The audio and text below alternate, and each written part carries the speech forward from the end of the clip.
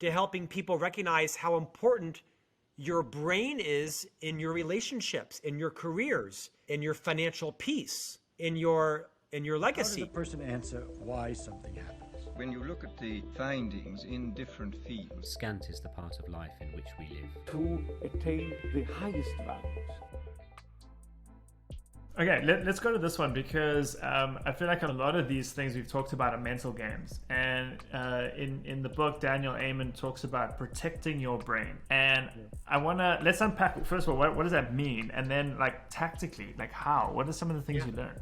Yeah, so this is one of those sort of like left field, what? Like all of a sudden now we're on like protecting your brain. And it's one of the reasons why the first publisher didn't like it. Now they are wishing they had, this book has done extremely well in the last couple of months. Yeah. They're kicking themselves. We're still very good friends. Daniel Amen, of course, is the renowned neuroscientist, brain imaging expert, and psychiatrist. He's written dozens of best-selling books. He is the founder of the 9 Amen clinics in the U.S. He's quite well known and somewhat controversial for the SPECT scanning technology he uses to scan people's brains and let you know what's going on with your organ. You can x-ray your lungs and your heart and the rest of the things, but your brain is usually neglected.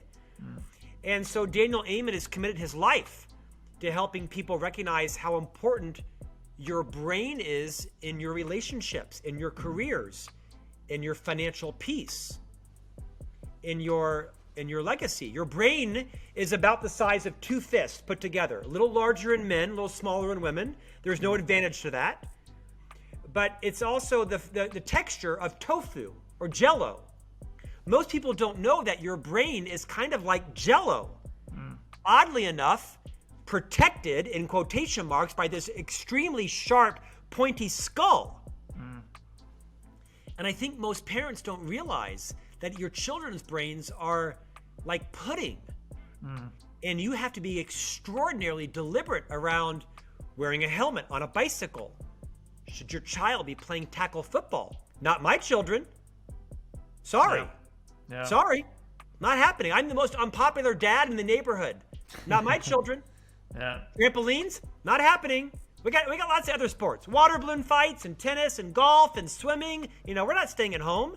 Yeah. But I've been horrified by the stories that Daniel has talked about how we need to protect our brains by how we eat. The food we put in, Daniel has a great line. He says, you would never put sugar in your gas tank of your car that you love. Why would you put that crap in your body?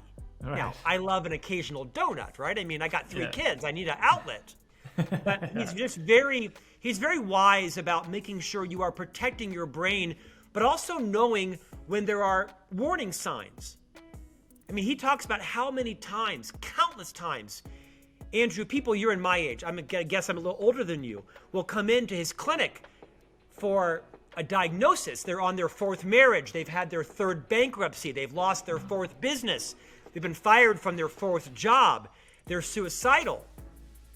And Daniel and his team of physicians does a comprehensive checkup. What they realize is, oh yeah, so tell me more about that bunk bed you fell off of when you were 8. Literally. The bunk bed you fell off of and have an untreated brain injury for 25 years and your prefrontal cortex is on overdrive and you can't have a normal conversation with your spouse without getting enraged. You aren't a bad person. Your brain has been injured. And so I write a lot about just being much more deliberate about your brain.